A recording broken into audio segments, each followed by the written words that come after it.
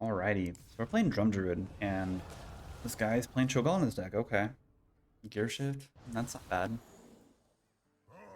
At least I don't think so for us. But I've been playing quite a bit of this, like outside of streaming and stuff like that. And the deck tracker is actually updating right now. Um, we'll keep these right here.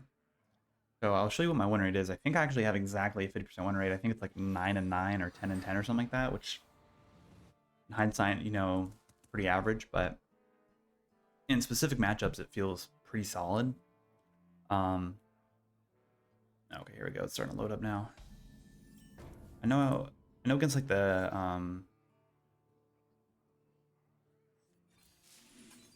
let's see, where are we with this? 8 and 9 actually. And honestly, the hardest matchup for this deck being mage. I think majority of these losses were against mage, and typically the 40 card control list. This deck really struggles against that. So if you're playing against a lot of those, I would not play this deck. But like outside from that, most other classes can't really deal with this. That occasional Blood Knight can, but if you curve out really well, and you could probably get this out on turn 5 or 7, depending on innervates and how everything kind of plays out. But in those situations, sometimes most decks can't deal with it. Turn 5, 6, 7. So it's not completely terrible, and the games when you don't get your drum circle, or you don't just have a chance to actually develop a board, and they're just able to control you very well, it just kind of dies out. I would say it's probably one of the more consistent decks to be playing right now. Like not more specific towards Druid. You can play the whatever you want to call it, the ramp. Not ramp, but God, what is it called? I'm spacing on it. The Miracle Druid. But that's going to be getting nerfed here soon, so you'd probably want to play that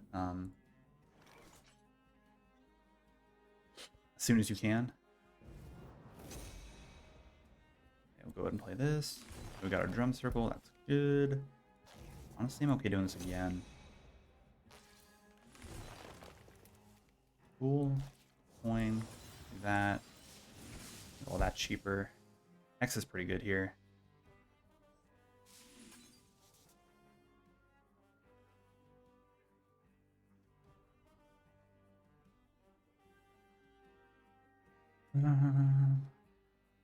Double Sword Eater? Is this guy playing like a Menagerie deck or something? Yeah, let's do this. Don't really like any of those. Okay, we'll just pause right there. We'll end the turn. Next turn we can follow up with this, but there's a problem where... I'm starting to think this is Menagerie. I mean, the Crusher? That's kind of weird.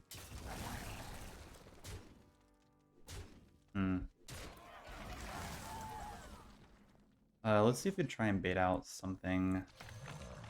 Here, let's actually go... Not that. Aquatic Form, let's do this first. Okay, I actually really like Corbior. Guess we should have waited first before we did that. Here, we'll do this now. I don't really care about the Planet Evidence. I kind of do. They're cheap. We'll save that. This is either turn we bait out a, some type of brawl, or maybe this might be a... I don't believe you forged anything but the Crusher here, so it might be like a forge into sanitize or something. Or you already forged it and be like a tap sanitize, but that still wouldn't be able to remove everything here. You'd have to, trade, trade, trade, trade. So it's up 2 up, left up. Which really isn't enough to, I guess change the flow of the game here. But judging by him trading, I don't think that's the case. Oh, he just plays Cho'Gall. Okay, cool. So he does main deck it. That's actually fine. We're going to play the Torpor here. These are natures, so I think that's another reason why I didn't want to put them in the deck. We knew we had him on top. Do this. See if we can find... Actually, ooh, Funnel Cake is really good.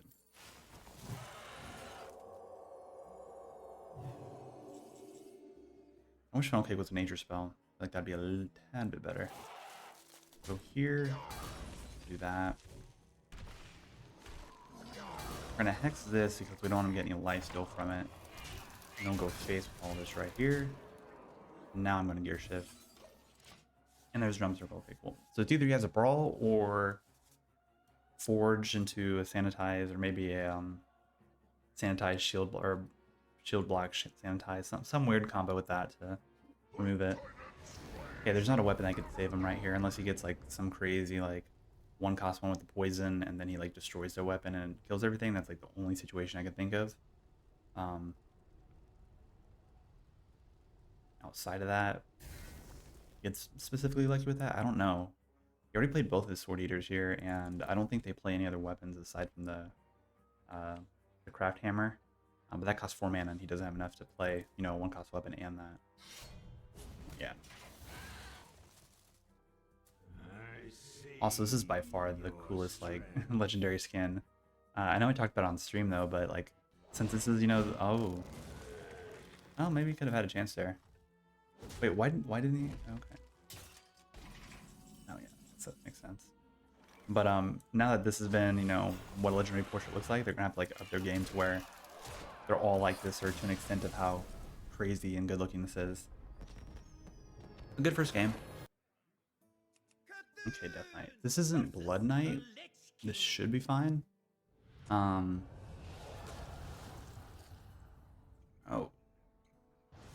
And everyone's playing Cho'Gall in their decks.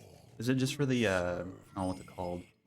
The new little event thingy that's happening? That's why they're playing all of them? You know, Cultivation is actually something we kind of always want to keep here. If we're able to get it cheap, then, you know, that just kind of pops off with that, but... I guess in this situation, we probably just want to keep the aquatic form then. Drum circle's not that great. And we might have some way to reduce cost of it with like the Life Binder's Gift or something. There's that. That's cool. I would wish this was back in the deck for that. Ooh, it is blood. Okay, this game might be a little hard. I think we'll forge this first. I think what I might try and do is we'll play this, and if we happen to hit the drum circle, we'll go into this and reduce the cost. Or if we pull this, we'll play the... Oh, okay, well... At least we're guaranteed to hit the drum circle, so we'll go ahead and do that. At the same time, I kind of want to play this and get 2 random nature spells, and then on the next turn play this into... maybe we want to reduce the cost. We get this down to 5 with both of these. I guess we can't do it by turn 5 though, so we'll just do this and get the 2 random spells.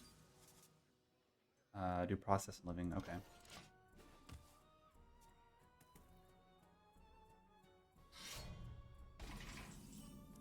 I haven't really seen too many Blood Knights. Okay, Planet Evidence is fine. I haven't seen too many of them lately. We'll run to the occasional one here and there, but I've been mainly seeing like Plague more often than not. Even like different versions like the Double Unholy and 1 Blood. And I do think the Double Unholy 1 Blood is not as good as the Frost version. I think it's a tad bit more slower than what Plagues want to do. But it's definitely not a terrible deck to play, especially if you have more blood stuff than you know, Frost. Go ahead and reduce the cost of everything here. This is cheaper. Both these are cheaper here. I think I'm okay playing due process here. I know this could also buy some back because they'll get them to potentially discover or draw into an answer to our boards and stuff like that, but there's also the possibility of him burning cards too, because Blood Knight typically tends to hold on to cards more often than not.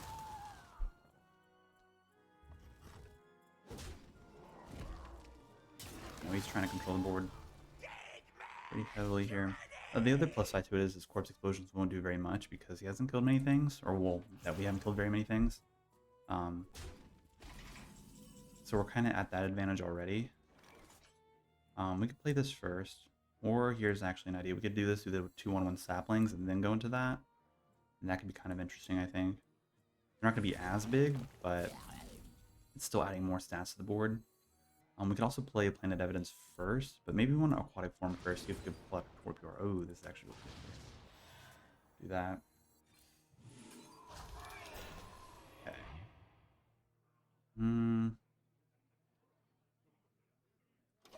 All there. So we could trade in everything in Corpse Explosion, And the only thing I'll be able to kill is these right here, I assume. He could Blood Boil, which really won't change anything here. I think we do just kind of win, because we could go Solar Eclipse into this, and that should be enough damage. I believe. And you see, you got down with the ship from that. Okay, that's not terrible.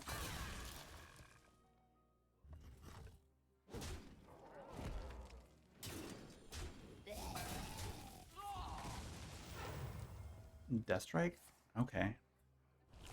Dude had a good amount of answers to these things. Okay, let's see here. How do I want to do this? We'll play this first.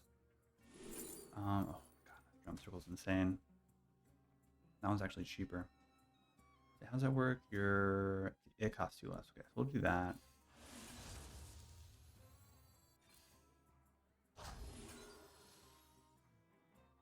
Okay, we got that double cost down. We'll play these. Get those in, and we'll go Faith for all three of these right here. Now, you could play Patchwork here, but the Patchwork really won't save him here. You get Corpse Explosion, it won't kill anything. You can obliterate two things. Probably. Oh, okay, well, Yogg. That's random stuff, so if RNG decides to, you know, be happy or whatever, we can see.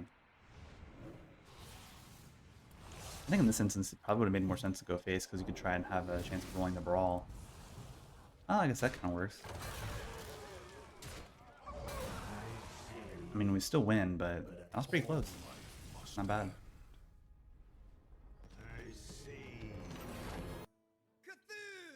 Okay, Warlock. Now, Warlock is always a really interesting matchup with this, because it could either go, you know, two ways. You either outpace them or they outpace you with this. Actually, kind of like Natural Causes in the opening hand a bit. Planned Evidence isn't terrible, but I think just there's not very like many solid Druid spells, and so I feel like Planted Evidence is just kind of a bit mediocre now compared to how when it first came out. But seeing the Summerflower Child's not terrible either, because, you know, could probably hit any of this stuff here. But, you know, outside of that, this also depends too if this is like Curse Warlock or if it's just, you know, basic Thaddeus or just Control. I think our better matchup is Thaddeus, because we could kind of rush them down a tad bit faster than what they could do to us. Granted, if they don't hit Thaddeus off of the slime and they don't have any way of triggering the slime, I've had games where I've been able to get down the Jump Circle the same turn that they play their slime, and so most of the time they just trade into it. They'll get their Thaddeus off, and then we're just able to kill it back, and then able to, you know, go more off of that. And a lot of times they don't have the Reanimator with it as well. But the games that they do have the Reanimator, sometimes it's just you're trading everything in, and it's just not enough, because, you know, Thaddeus is just such a big body. But I do like the nerf that they did to Thaddeus, making it to where they cost 4 less instead of just, you know, 1 or whatever it is. Those situations were pretty bad. We'll Forge and play this and hope that we hit our Drum Circle here, because we could go into this, into Coin Drum Circle, and that could be enough to just win the game. Okay, fortunately we don't. It's fine though. I do like that, you know, that Drum Circle's a nature spell, and I feel like if this deck was like too much of a problem, you know, if it was just winning every single game, they could just take the tag off of it and it would still be a solid card. But being able to discover it off of this and also reducing the cost is really good. I do like that it's turn 4 and they're not really doing much else. Like, they haven't played Forge Wills into their Anubiseth, or however you pronounce it. Games like that against Warlock is really good, but this might make me think it's more leaning towards like a Curse version. I mean, I do think the Curse version runs it, but I have seen some other ones running the Fatigue stuff over that specific package. But in those games, it kind of it really just varies. So you'll be turn 6.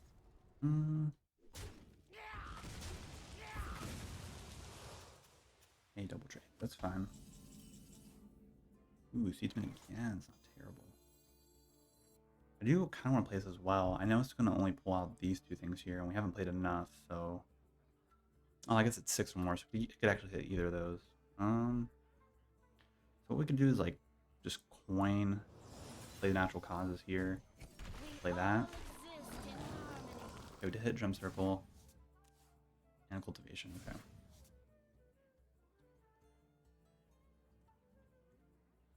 Yeah, I guess that's fine. We'll just pass right there for right now.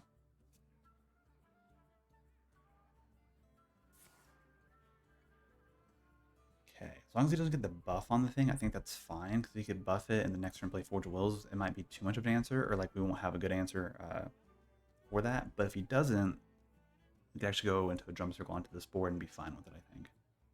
It would be nice to like top deck a ENR or something. Okay, well, that's better than any of the other stuff. Like moving to Envy can also destroy the deck. I've had multiple games where like they've actually quite literally hit everything here. Double jump circle, Torpor, and Yogg, and I just conceded after that because there was nothing I could do.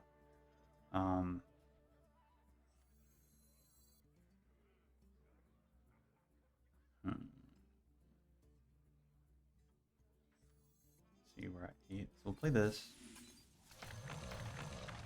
Let's go down to 2. Yes. I'm gonna Solar Eclipse into this, I think. And then follow up with a Drum Circle the next turn. If he can't deal with that, which I don't think he should be able to unless he runs Twisting Nether, but I don't think a Twisting Nether would really save him here because, well, for one, he doesn't have enough mana. I think we will do that. This will also be a lot of damage right here, right out the gate.